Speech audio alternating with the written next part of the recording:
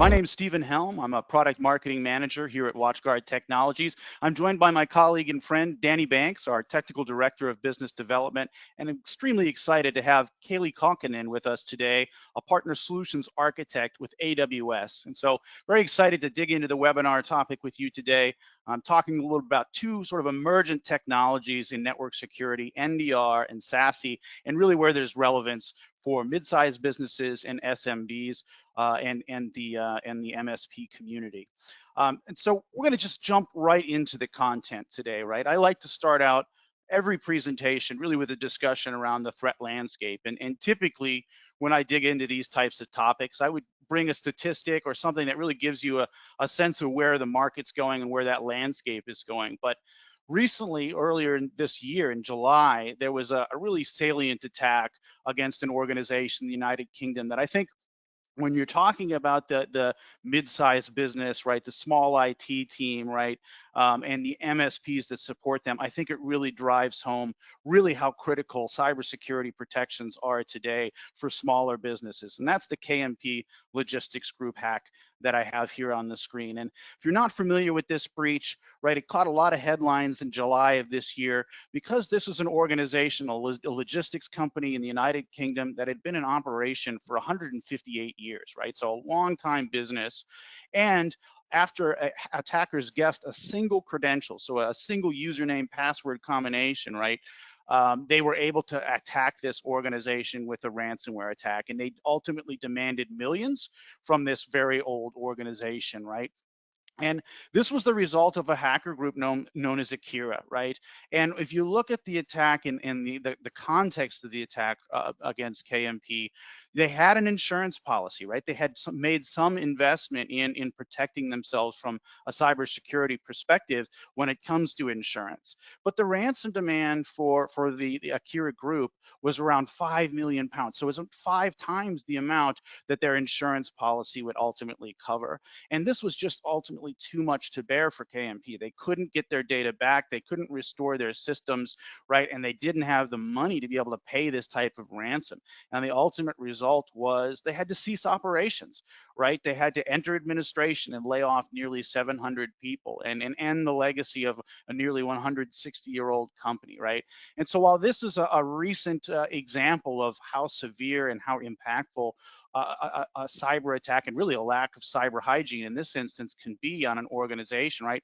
This is not the only example, and this certainly will not be the last example. And so that's what we want to talk to you about today is, cybersecurity, network security, what things are changing, how we need to protect these smaller organizations, right, as MSPs and the organizations that support them, and really what WatchGuard and AWS can do to help you accomplish that goal.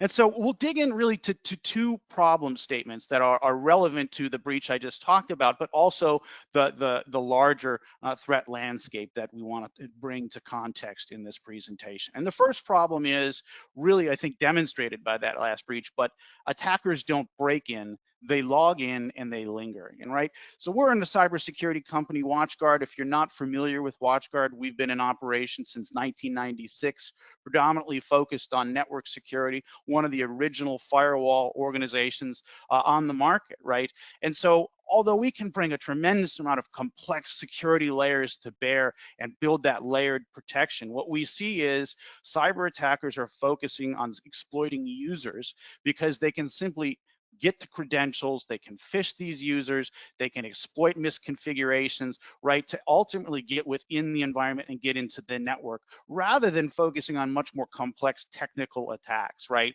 And so this is what I mean that attackers log in. They'll either do some type of brute force password guessing, or we've seen more sophisticated phishing examples where maybe they'll send an email that says, oh, it's time to update your password. It actually sends them to a landing page and your users are entering their credentials right into the hacker's capture mechanism, right? And so, this idea that they're targeting our credentials and targeting our users is very important for the conversation. And ultimately, once they get inside the environment, they move laterally, right? And so they'll get within your network. They won't go directly to their point of impact and their ultimate attack, right? They'll start to map out the environment. They'll look for vulnerabilities, other areas of the network that they can exploit. more sensitive areas of data potentially that are valuable for them to get and steal or actually ransom from you. And on top of that, breach time is measured in months, not days, meaning that once they get within your network, it takes months typically for the organization, the victim organization, to even understand that they were there, right? And that's a major, major challenge. In fact, for smaller organizations, we often see that it's a third party that lets them know that they were breached, whether that's the ransomware actor themselves saying, hey, look, we've got your data. If you want it back, pay us. Or sometimes we see supply chain partners, right, where their security capabilities detect flaws or vulnerabilities from some of their partners that indicate that they have been breached, and they ultimately come back and end up informing that victim organization that they have been breached, right? So this is a major challenge, this idea that these hackers can get in, exploiting our users, and then linger in our environment for a long time. And so we'll talk about that as we go through the presentation. The second problem is that remote work and cloud applications really broke traditional cybersecurity. And this has been a bit of a slow burn, right? I mean, we've seen the move to hybrid work, remote work, really occurring over the last 10 years or so and accelerating rather dramatically when we got into the pandemic. So this really challenged a lot of the traditional perimeter-based security that we relied on, are things like our firewalls, the sort of gates, the moats, the protective barriers that we could put around our network environment and around our users, right? As we moved to the cloud and we started adopting more SaaS applications, these boundaries really blurred. And then some of the resources that we relied on to facilitate remote connection and do this in a secure private way. Things like VPNs, right? We've seen as our network consumption increases, right? As we have more and more people working off-site, off the primary network, right? That VPNs are ultimately too slow for a lot of this work. And they are over permissive. They allow a lot more access into the security of the network and create these attack highways, right? That allow somebody, again, using a stolen credential or other means to use that VPN as a channel to get within the network and perpetrate a larger attack on the organization. Things like shadow IT and SaaS sprawl, this idea that we're bringing different devices, different applications within our environment, right? And those increase risk and have the potential for data loss that would be very difficult for us to see. And then on top of that, the teams that are having to deal with this complexity, right, have to do so with increasing compliance pressure and in rising costs, not just of their network connectivity, but all of the different technologies and security layers and things that they would need within the environment to be successful here. So there's a tremendous amount of stress on these organizations as they're dealing with remote work, as they're dealing with cloud applications. And how that's really challenged some of the traditional security approaches. And that's really what I'd love to bring Kaylee in and talk a little bit about really this hybrid and multi-cloud approach and how AWS is seeing organizations re-architect their security and networking strategy to really accommodate and adapt to this shift.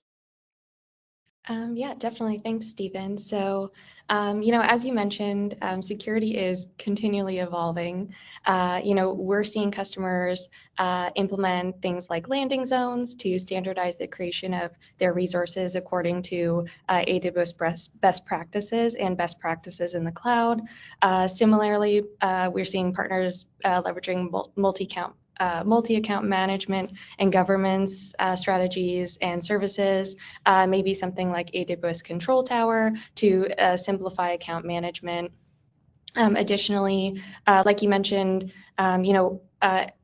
interacting systems and different applications. We're seeing, partners implement federation for human users, to simplify access management across multiple accounts and multiple different applications.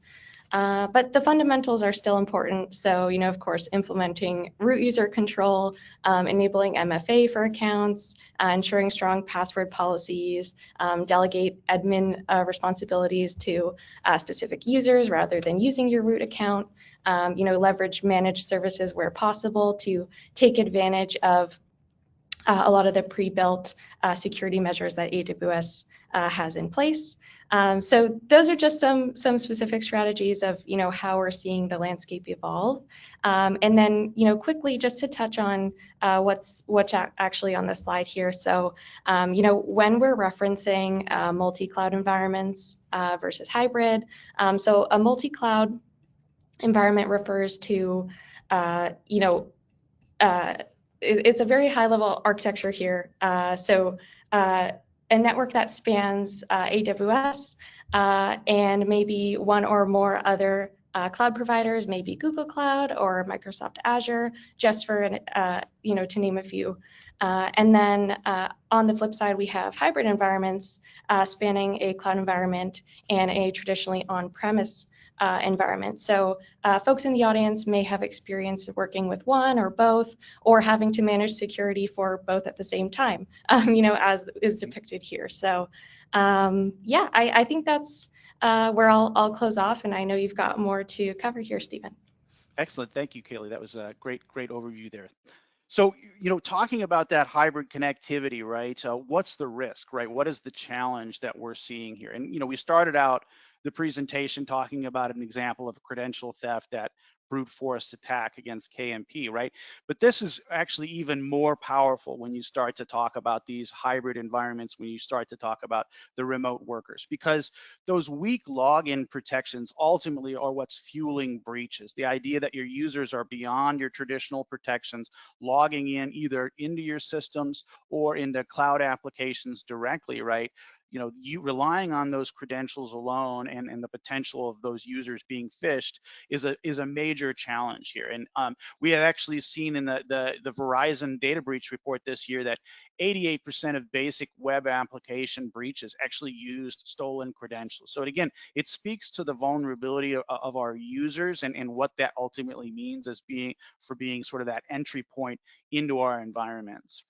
Ransomware and supply chain attacks, right? Again, remote users here are the prime targets. Again, because they don't benefit from some of the network protections traditionally that they would on premises, right? So all the different dropper malware and things that you might be able to capture in traffic to prevent that user, even if they fell victim to a phish, as an example, to block some of those things, they're not benefiting from those protections when we have this approach.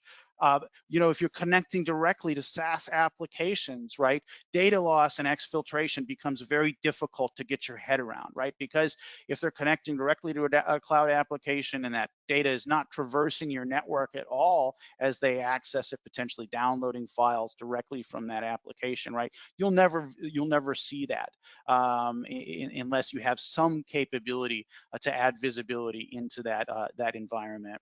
And then finally, and ultimately, I think most importantly, as you add all of these different areas of work and the hybrid environment, the tools that you need to manage these things very often are deployed in silos and don't communicate with each other very well. And so, you ultimately have a situation where your IT teams, your MSP teams, right? There's too many tools, too many consoles, right? And on top of that, there's creating security gaps because you can't make sense of maybe one alert, let's say on your endpoint product, and then a related alert on your network security appliance, right? Even though they might be related in the same cybersecurity attack, your ability to seam those together and make it into a single narrative is really impeded because of the complexity of some of these approaches in these hybrid environments. And so that really brings us to the why now, right? And so if you're an MSP today and you're looking at why should we be looking at SASE, why should we look at NDR, why should we be focusing on hybrid environments and bringing new protections here, the big answer here is that there's a high level of urgency. There is a tremendous amount of risk in your client base today, right? 80% of remote workers lack enterprise grade access security, right? So this means they're the low hanging fruit for cyber threat actors out there who are looking for those ways to enter into different companies and start to perpetrate their attack, right? They're going to go for those users who are a part of organizations without the more mature protections, those enterprise components, right? 90% of these smaller organizations run hybrid networks today. And this might seem a little bit surprising, but smaller organizations today are more inclined, if they're just coming to market, to go cloud first because of all the infrastructure, hardware cost savings that could be associated with that. And so, starting with more of a cloud heavy approach earlier than maybe some of the the organizations that have been around for quite some time is very common in the SME market. And only around 16% have adopted zero trust or SASE, something we'll talk about throughout the presentation to close it out here today. And so you can see in the pie chart I have really the status of the SME market today as far as remote connectivity and remote protection. 80% of organizations are relying on VPNs or unprotected remote access today. So there's a tremendous amount of opportunity if you're an MSP, again, looking to provide a solution and provide that increased protection. If they're relying on VPNs, you have a real story you can go in and tell about improving their security. 16% using partial cloud security, so no app control, no firewall as a service. And only 4% have any type of modern SASE zero trust solution in place today. So this is a real opportunity, a lot of growth potential here, and a need among these organizations. And so, to bring it back to you, Kaylee, from Amazon's perspective, how should MSPs, in your opinion, rethink network architecture when you have this challenge of workloads, users, and data scattered across multiple clouds, scattered across multiple SaaS platforms? Yeah, well, it's a great question. And I think understanding those user patterns and data requirements is the first step. For example, where are my users? How are they actually accessing, data in my company? To understand how to structure, and there may not be a one-size-fits-all solution. So understanding those nuances is really important. And I think some aspects of my previous answer apply. So for example, the implementation of a landing zone to standardize creation of resources, again, federation for users across different systems. And then speaking about the cloud first approach that a lot of MSPs are taking, so services, for example, like Amazon VPC or virtual private cloud gives you full control over your networking environment. So you can choose where to place resources, where you want to deploy your resources. You can define endpoints and gateways to and from your VPC depending on your needs, and really customize and use layers of access and layers of security controls in the cloud. So it's, just depending on your needs, and then, understanding those access patterns is really important. Fantastic. Thank you. Okay, awesome. I would love to talk a lot about how AWS thinks about security. It's very important from an organizational perspective here. It's highly built into our culture, and security is actually our top priority. So, we're committed to preventing negative impacts on our customers' businesses and maintaining customer trust and securing data. Our approach, of course, begins with the culture, like I mentioned. Security is a shared responsibility across the organization. This does not mean that everyone manages technical security tasks like patching or firewall configuration, but instead each person contributes within their own domain. So for example, developers focus on writing secure code. Non-technical team members can raise potential security concerns, from unexpected system behavior to suspicious emails, which we encourage them to do promptly. And finally, our leadership prioritizes security. So we've built our culture around security, and this applies to all leadership, not just the CISO persona. So having that executive alignment is really important in building that strategy across your organization. We've also evolved the traditional view of security teams. Our teams help facilitate security development and establishing clear guidelines that enable engineering teams to innovate very efficiently while maintaining best security practices. The goal is always to enable developers to innovate quickly within safe predefined boundaries. So that's kind of speaking to that guardrails, not gates. That's what that means within AWS. And finally, security is a continuous process. So security develops through implementing tools, building teams, and maintaining an ongoing practice to your organization or your customers, but still implementing a high bar across the organization. You can be pragmatic to your organization, depending on your needs. And security never stops. It's always evolving and always continually improving. Yeah. So I think if we switch over here, I would love to touch on the shared responsibility model from a security perspective at AWS. This is a really important fundamental concept I really want to cover here. So understanding how security responsibilities are distributed between AWS and our customers is through the shared responsibility model. We describe this as security of the cloud versus security in the cloud. And what that means is that AWS maintains responsibility for security of the cloud, the infrastructure that runs all AWS services. This includes our hardware, software, networking, and facilities. So for example, we handle the physical security of our data centers and maintain the host operating systems and virtualization layer. Customers are responsible for security in the cloud. So the top level of that diagram, what they build and put on top of AWS. This typically includes your data, platform configurations, applications, and identity management. The specific responsibilities vary based on AWS services you're using. For instance, maybe when using Amazon EC2, you configure your host operating system and applications. And with managed services like Amazon RDS, AWS handles more of the underlying operational responsibilities, such as patching of the database. And we give you the controls, but it's your responsibility to configure them correctly, make sure things are not exposed to the internet, and so on. So with that customizability comes responsibility. Understanding this model helps customers implement appropriate security controls for their workloads. So I talked a lot about the AWS perspective, but I would love to flip it over to you, Danny. So maybe you can tell us a little bit about how WatchGuard's ThreatSync and Firebox solutions extend the AWS shared responsibility model to enhance MSP security posture. Yeah, absolutely, Kaylee. Thank you. Yeah, I would really direct everybody's attention to that top layer, right? That security in the cloud, as you mentioned.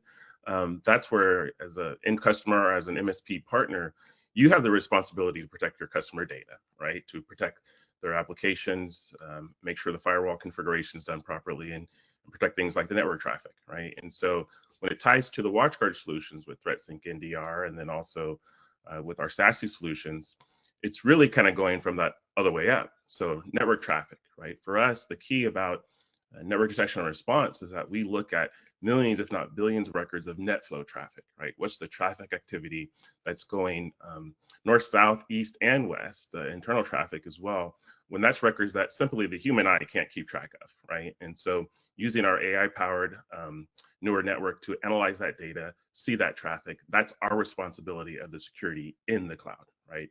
Additionally, that as you mentioned there in that slide, it's firewall configuration, of course, right? It's key for us and our MSPs to know what's going on with our firewall technology, make sure it's properly configured. And then also the other point I would mention is it's also about continuous monitoring, right, and visibility of that security in the cloud. There's things like rogue devices or IoT devices that you might not even know, which is, again, increasing your attack vector, or increasing vulnerabilities that you might not even know about. And again, that's where ThreatSync NDR and our SASE solutions provide that visibility, provide that continuous monitoring, so MSPs can secure what's going on in the cloud, which is their responsibility, right? Thanks, Danny. I really appreciate that.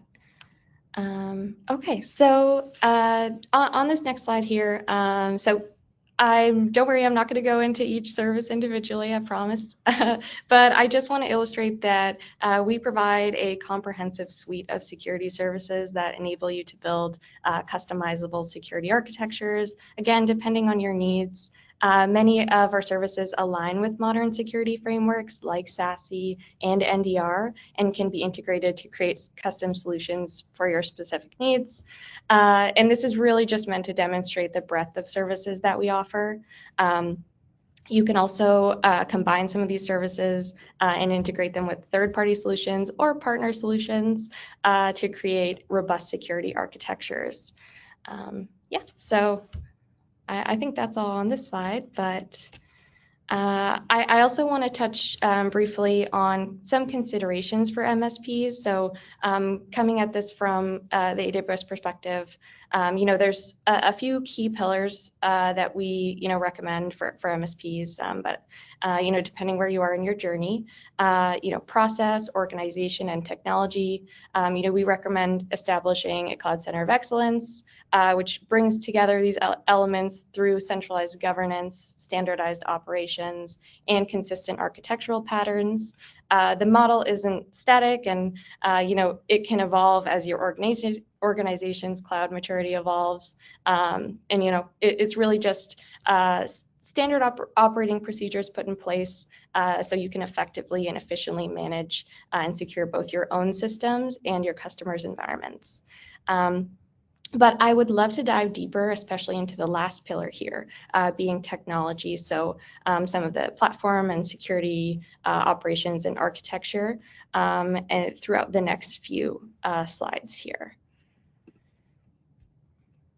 Okay, so I've kind of organized some best practices and maybe considerations to make into a few different buckets. The first being security and compliance.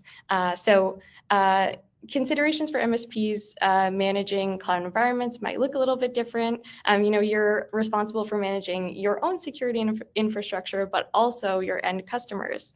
And when implementing controls to protect those customer environments, there's several things to consider. So first, establishing a strong identity foundation with centralized management. That's kind of been a theme through the presentation so far. So this means implementing federated identity solutions across cloud providers, ensuring consistent access controls, and enforcing the principle of least privilege through zero trust architectures. A zero trust security model can provide your users with secure access to applications and resources based on different trust factors like identity and device posture. We recommend using resource tagging and restricting sensitive network operations to authorized teams only. This provides granular control over who can access and manage different parts of your hybrid or multi-cloud environment.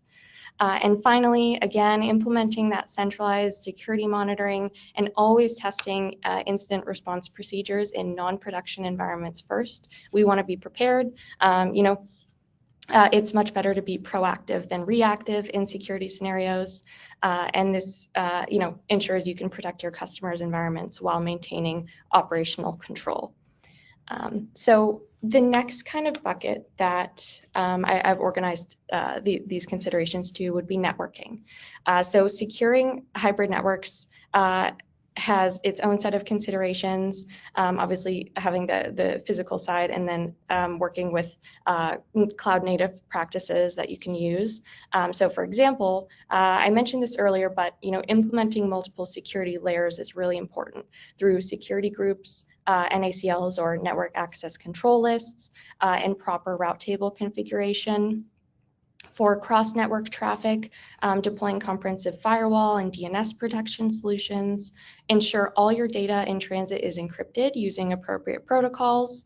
Design your architecture with isolation capability in mind so you can quickly respond to and isolate security events. And then lastly, use managed prefix lists to maintain consistent control over external network access and make things a little easier for you. And it's just another layer of control that you can place over your network. And then lastly, kind of the last bucket that I want to speak to would be observability and traceability. So maintaining visibility across hybrid environments requires centralized logging and monitoring of all connectivity points. You want to know who did what and when did they do that, when did they make that change, when did they access the system. If you need to go back and look at logs or do some type of root cause analysis, having that data to be able to go back to is extremely important. You also want to create automated response procedures for network security events to ensure that quick, consistent remediation. Again, it's better to be proactive than reactive. And finally, leveraging infrastructure as code methods to maintain consistency across your environment. This has been another theme. So, having a landing zone, having standardized, templates or resources, having your developers work within boundaries, safe boundaries, that you've predefined is, improve security and then also efficiency. So all of these practices together can help you detect, investigate, and remediate any issues faster.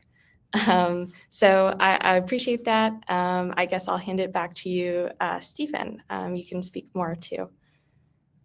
Absolutely. Thank you for that, Kaylee. I think that was just a really great bucketing of some of the challenge and some of the approaches you should be taking. I love the way you broke that down in a very consumable way.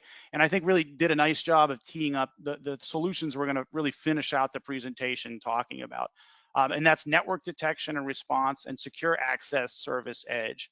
And so these are our two technologies that WatchGuard offers today and that we are now have available on the AWS marketplace, which I'll talk about in a little bit more detail towards the end of the presentation. But really, I think seams together a lot of what we talked about throughout the presentation. And so if you're unfamiliar with these solutions, you've not heard of them, just as a high level, network detection and response is really a solution, as Kaylee said, that continuously monitors network traffic, right? And it looks for anomalous behaviors, signs of threats, right? Typically using artificial intelligence to overlay your entire network environment. And the benefits there is better visibility, right? You're going to see all the little hidden areas of your network, spot lateral movement. Danny mentioned north, south, and east-west traffic. That east-west internal traffic is a big blind spot for a lot of organizations, and NDR really provides visibility into those areas. I talked about dwell time to start the presentation. Big benefit of NDR is cutting the dwell time. Typically, we'll cut it from weeks to days or even hours compared to the average cyber attack. And then that ultimately leads to faster response. And again, Kaylee talked about things like automated response capabilities. An NDR system, again, a sophisticated NDR system will have artificial intelligence, a threat scoring model, all of these things that allow you to build policies and then automations around those policies to react and to block threats. We'll talk about how WatchGuard does that in the next couple of slides. And then we have secure access service edge, right? And this is a model that combines network security functions with WAN capabilities, really supporting some of the secure access needs and those hybrid environment needs that we've talked about throughout the presentation, right? And the benefits here is a better user experience. And I mean your users, your employees, your clients' users, right? Instead of relying on slow VPNs, which can be that highway of entrance for a cyber threat, they have better protections with faster, more secure access wherever they're connecting.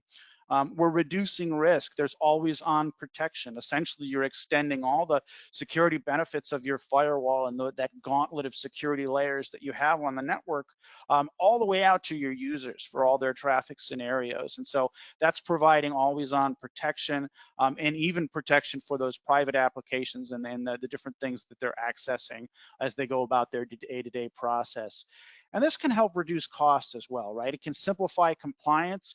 This is increasingly becoming a requirement, or some of the capabilities, a requirement of compliance mandates. And having this consistent identity-aware policies tends to be a more manageable, easier approach to managing some security if you can focus on identities and really have the confidence of where your user accounts are from a protection standpoint. So we'll dig into that throughout the remainder of the presentation, but just to take a bit of a step back here and give you a way to think about these two solutions in a bit of a metaphor, if you will, right? If you're thinking about SASE, right, I like to think of it a bit like a boarding pass with security built in, right? And you think about, you go to the airport, you know, you're going to purchase your ticket, you'll have to provide an identity, you're going to have to provide some personal details, your address, your phone number, all of these things.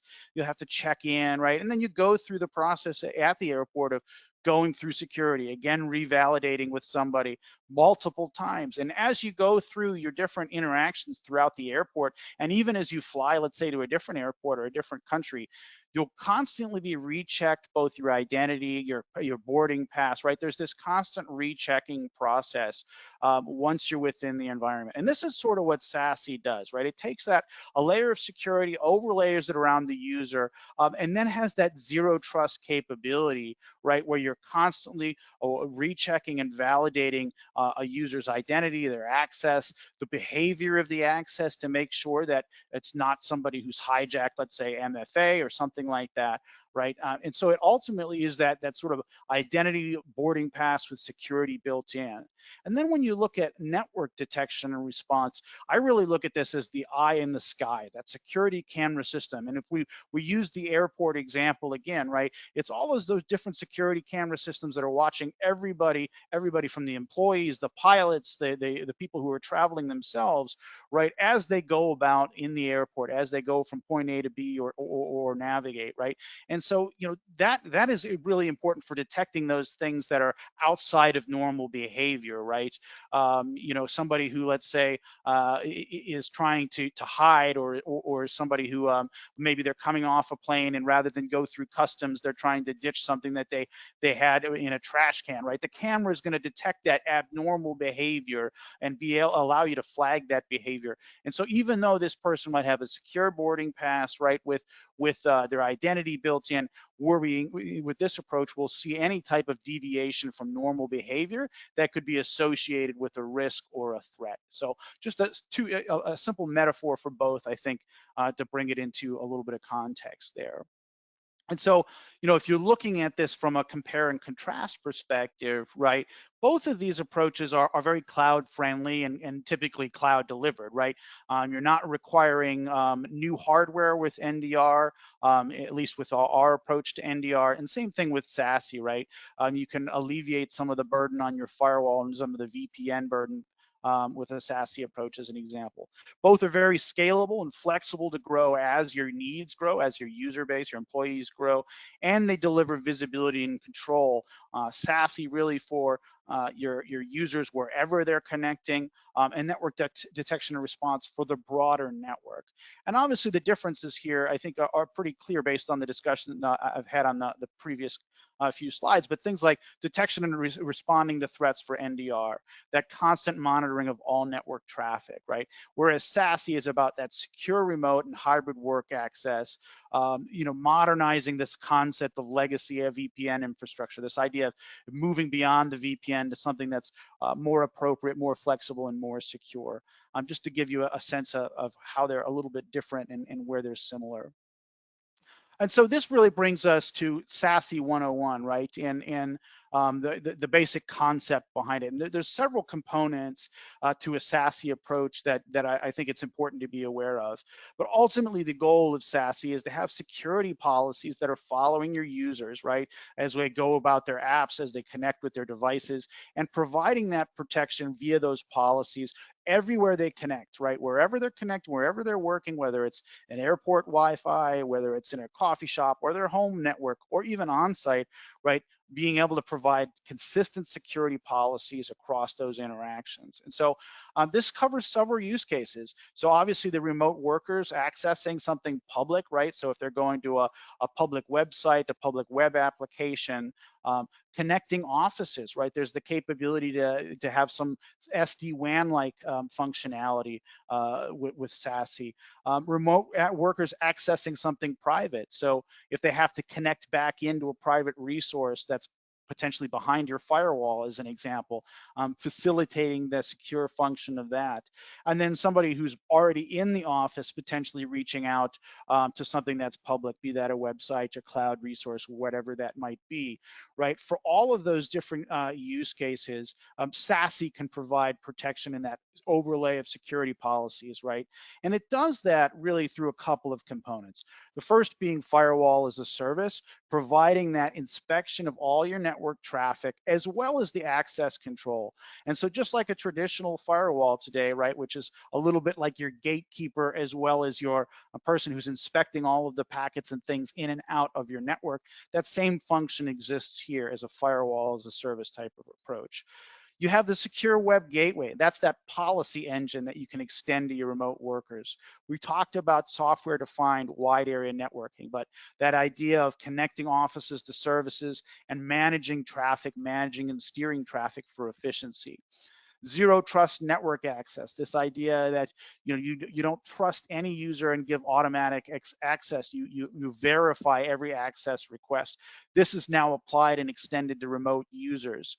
And then the cloud access security broker capabilities, policy and governance of SaaS applications, the idea you can centralize that, build your policies, and push that out as part of the SASE process. And so, Kaylee, from your vantage point at AWS, I'm curious how customers are using cloud delivery security models like SASE to improve protection. How are you seeing this today?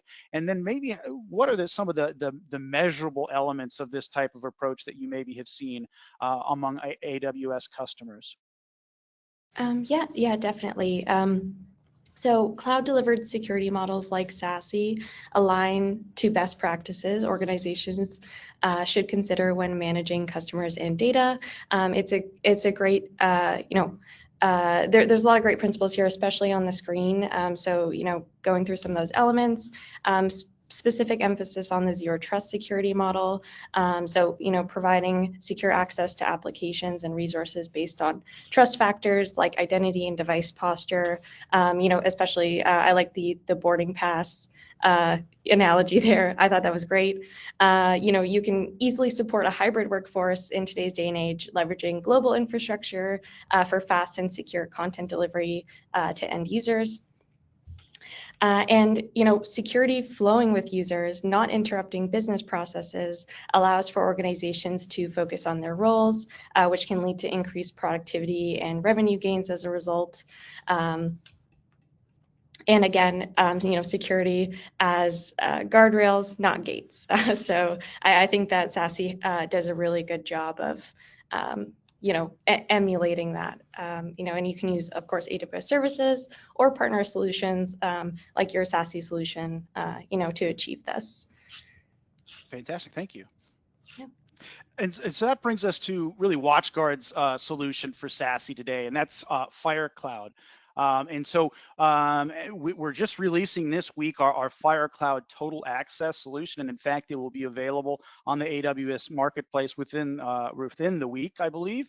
And so what that means for you, all of the capabilities I just talked about on the previous slide, right? Delivered from WatchGuard in the AWS Marketplace, right? And some things that make it a little bit different than some of the competitive SASE solutions on the market, right? I talked about how we focus on MSPs and small to mid-sized enterprise organizations, those lean IT teams. And so our solution is really designed for those teams and has those teams in mind. It's low cost, multi-tenant, and cloud native, right? So no additional hardware to purchase, nothing to rack and stack to get these capabilities, and it's multi-tenant, right? So if you're serving multiple clients as an MSP, you have the flexibility to do that in a way that works for your business. It offers per user monthly pricing for predictable recurring revenue opportunities. It integrates with the WatchGuard stack, right? So if you're familiar with WatchGuard, either on the firewall side of the house or authentication capabilities or endpoint security, right? This is integrated with all those technologies. And so a much stronger story, a better together story. When you add layers together, you can get a lot more unified capabilities, and it's easier to manage from one dashboard. And so just on the right-hand side of this diagram, showing some of the things, that we talked about on the previous slide as features here. You get firewalls as service, you get secure web gateways, integrated VPNs, you get protection and zero trust network access. But I'd also call out things like our global points of presence, this idea that we have regional infrastructure deployed all around the world, in Europe, in Asia, in North America, right? To support our customers, our partners, where they connect, where they might have maybe data sovereignty concerns and things like that. We've really invested in building an infrastructure here to provide flexibility for our broad partners here at WatchGuard. And all of this is managed within our WatchGuard cloud management platform. And this allows you to do things like user authentication, right? Provides an identity provider, allows you to require things like multi-factor authentication for your admins there, but it also facilitates all the management. So you'll establish common policies from WatchGuard Cloud and push those policies and configurations out. It's very easy to set up with a setup wizard, right? And integration for some of your SAML and IDP needs, right? So, you know, a very mature solution we're excited to bring to market. And as I said, will be available here on the AWS marketplace very soon. So, you know, if you're looking at, you know, adding that consistency and that protection for your users wherever they connect, really encourage you to look at that on the AWS marketplace and learn a little bit more. And that brings us to the next solution, really the final solution we'll talk about from a WatchGuard perspective here, and that's our network detection and response solution. We call this ThreatSync NDR. And so this is a cloud-based, AI-powered threat detection and response solution. And basically what that means is it overlays your entire network, taking flow data, S-flow data, firewall logs, taking data from your routers and your switches, right? Again, looking for north-south, so that traffic that goes in and out of your network, and east-west, the traffic that goes inside your network, that lateral movement. And because it's an AI system, it's providing 24/7 overwatch of all of the behaviors of that network. What it'll actually do is create a baseline over a period of time of what normal network behavior looks like within that environment, and then flags anything that sort of deviates from that behavior and can be associated with risks, right? And so we'll talk about what that looks like in the next couple of slides. It provides visibility to all devices on the network. This is an important one to understand. You know, if you have, let's say, IoT devices or maybe unmanaged endpoint types of devices that are connecting on your network, right? And you don't have visibility into maybe a malware or something that could be landing on those. You have visibility into those devices immediately when they connect.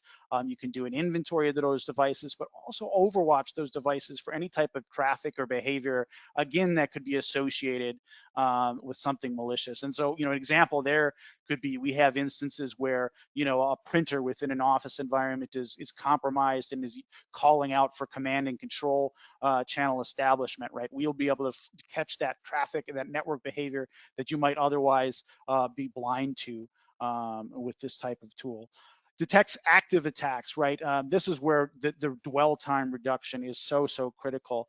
That AI, that overwatch is going to, again, flag those patterns of attack earlier and allow you to see exactly what's going on within the network. It'll do a bit of a threat score so you can know where to prioritize as well. And all of this is mapped into a policy engine, right? So allows you to establish network and security controls, right? What those policies should look like for your environment, and map them to regulatory controls. So if there's compliance mandates that you're subject to, we have some of these built pre-standard in the tool. So you can go in and say, okay, I need to adhere to this NIST requirement and see what those policies are and actually get those active in very short order. And so how does ThreatSync work, right? So it's a sophisticated artificial intelligence system, right? It uses layered AI, as I mentioned earlier, to baseline what normal behavior looks like, spot anomalies, and then flag real threats at a massive scale. As Danny said, NDR is able to look at a huge volume of flows and network information. I have the example here, a typical week, around 3 billion network flows for this organization, right? It's able to consume consume all of that data, but then correlate it, inspect it, make sense of it, normalize it down to just a handful, around 3 daily alerts from this tool off of those 3 billion flows per week, right? And so this process of ingesting the flows, collecting, normalizing, enriching, and then performing detections, right? One of the things that we're a little different with is we actually take that last mile of investigation where AI will actually take it a step deeper and perform some smart alerts to find latent threats, where other NDR solutions on the market typically rely on your team to do that final triage. And so this is how our ThreatSync NDR solution functions, but we also have the same AI system leveraged for what we call ThreatSync plus SaaS for Microsoft 365 environments, where you're looking for access behaviors where your users are accessing that cloud application, or file movement. Maybe they're downloading files that they shouldn't be from those environments. The same type of behavioral baselining and monitoring is possible with our ThreatSync AI here. And I mentioned the policy engine. We also have built a compliance reporting overlay here, which again uses the same AI system and those policies to actually produce some compliance reports and give you some customization so you can build some of your own reports as needed. Using the same solution. So, this is our basic ThreatSync plus AI approach, again, which we have the ThreatSync NDR capabilities, our ThreatSync SaaS, and compliance reporting, all leveraging the same AI engine available. And so, if you're coming from an understanding of WatchGuard from our firewall, our WatchGuard firebox, right, you might be saying, why do I need NDR if I have a firewall? And again, it comes back largely to a conversation around the difference between north-south traffic, that's the traffic entering and leaving your network, and this idea of east-west traffic, that traffic that's inside of the network, right? And so, the firebox has a very strong inspection and policy enforcement capability for that north-south traffic. But when you're talking about the threats that get within the environment, like the KNP example I started out the presentation where there had somebody who just brute forced a password, got within the network and lingered in that environment before they were ready to introduce the ransomware. This is where NDR really provides that value. It's going to detect that interaction within your network as that threat actor tries to set up persistence, tries to introduce malware, or tries to bring in things like command and control channels, right? It'll detect those things very early. And the nice thing is, if you're already using something like a firebox, that can be your sensor for NDR. So you can start to get your traffic and communicate all your firewall logs to the NDR system without adding new hardware there. And the same thing on your routers and your switches, right? You can simply point that the S-flow data and the log data from those devices to a software component that we make available to capture all of that and bring that full spectrum visibility into your NDR deployment with that firebox and ThreatSync NDR. And so that really brings us to the relationship between AWS and WatchGuard. And Danny, I'd love to bring you in. You're our AWS expert to talk a little bit about the value of that relationship and what's next. Absolutely, Stephen. Thank you. So yeah, team. So the question is why, right? Why is this interesting to you in terms of the relationship that exists between AWS and WatchGuard and what it means to you, right? And so there's a couple things. We have a better together story, as AWS likes to say, in the fact that working with our end customers and primarily our MSP partners, there's extreme value in taking advantage of the relationship that we have. One is there's a Forrester report that I like to share that talks about the fact that as partners work through and transact through the marketplace, they're seeing 40% net new business by transacting through the AWS marketplace. The report also shares that they're seeing 50% faster sales cycles by working through the marketplace. And they're seeing bigger deal sizes because you're adding your additional value-added services to those deals when you're transacting through the marketplace. So there's tremendous value to you as a partner. The other report that I like to share is a Canalys report that talks about in the next few years, by 2027, you're going to see that within the AWS marketplaces or hyperscalers in general, that 50% of the transactions are going to be via channel partners, right? And so don't have that FOMO, don't have that fear of missing out, because that's how transactions are going to be done for your end customers, is through the marketplace. And the reason why is simplification. One of the key reasons, right? The billing process, the contract process, the simplification of end user license agreements is easier through these marketplaces. And so the fact that you can transact with our WatchGuard, ThreatSync plus NDR, and our SASE solutions through the marketplace alongside other existing subscriptions and contracts that that end customer might have for infrastructure or other AWS services, it simplifies that billing and contract process. And that same consistency flows through the rest of the services that we provide. So I think many of you partners probably already know that, you know, WatchGuard legacy-wise has had the Firebox Cloud AMI, the AMI solution in the marketplace for a number of years. Well, the beauty here is that now our SaaS solutions, right, are now available through the marketplace and deployed on AWS, by the way. And that's a key distinction. I'll talk about that one more time, but deployed on AWS. And so therefore, there's that simplicity of existing services that are fully deployed as a VPC or SaaS solutions deployed in the cloud with AWS. There's just consistency of management and overall operation of our solutions. And then finally, the co-sell capability. We're really excited the fact that WatchGuard is considered an ISV Accelerate partner. There's certain qualifications that we had to do to get that badge, if you will. And with that, we have the ability to tap into AWS resources, particularly AWS sellers, to co-sell together. And so therefore, again, that's why deals get bigger. That's why deals go faster, because there's AWS resources that are available in the field globally to work together with us, and therefore work together with you as our MSP partners to co-sell, right? And again, as I mentioned about the badge, there's additional incentives also for AWS sellers when they sell deployed on AWS solutions, which the majority of our WatchGuard SaaS solutions are deployed on AWS and have that badge. And so that's really exciting there.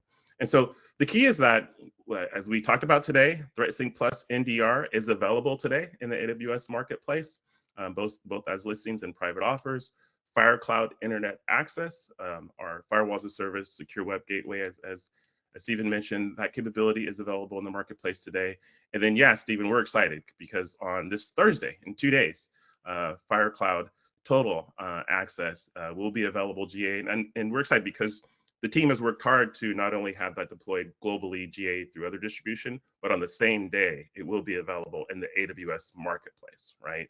And so again, partners will be able to transact and set up subscriptions and private offers and all that good stuff for FireCloud Total Access. So it's a really good timing. Okay. With that, I think just to wrap up, right? The next thing and kind of the takeaways here, team, is the resources. So a number of resources that we'll have available for you through the slides that we'll share. Again, we want you to learn more about the security model that AWS provides, more about the shared responsibility model that Kaylee described earlier. And then also, again, to understand this hybrid model. We understand that there are still on-site resources, but having more and more solutions and applications, SaaS solutions deployed in the cloud, understand that component as well. And again, AWS has some tremendous documentation around that. And then finally, as I mentioned, number of WatchGuard services and applications are available in the AWS marketplace. That's a link there that you can go to, or you can just search for WatchGuard in the AWS marketplace today, or reach out to us directly. You can reach us at AWS-marketplace@watchguard.com, and we love to answer any questions that you guys might have. But again, thanks so much for your time. I think that kind of sums it up. Absolutely. Yeah, thank you very much, Danny, and thank you so much, Kaylee. I think we have maybe about 1 minute and 30 seconds left. I don't know if there's any questions in the audience, and team, help me out if any have popped up that you think is valuable for us to table to the group. But yeah, any questions in the chat we should address?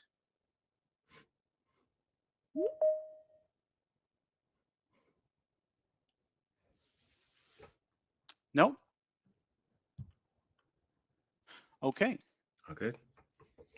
Okay, well, with that, I think we will thank you very much for your attendance. Again, thank you, Kaylee. Thank you, Danny. I hope you enjoyed the presentation, and we'll see you next time. Thanks very much. Sounds good. Thanks, Stephen. Thank you. Thanks, Kaylee. Thanks, Stephen. Have a great day.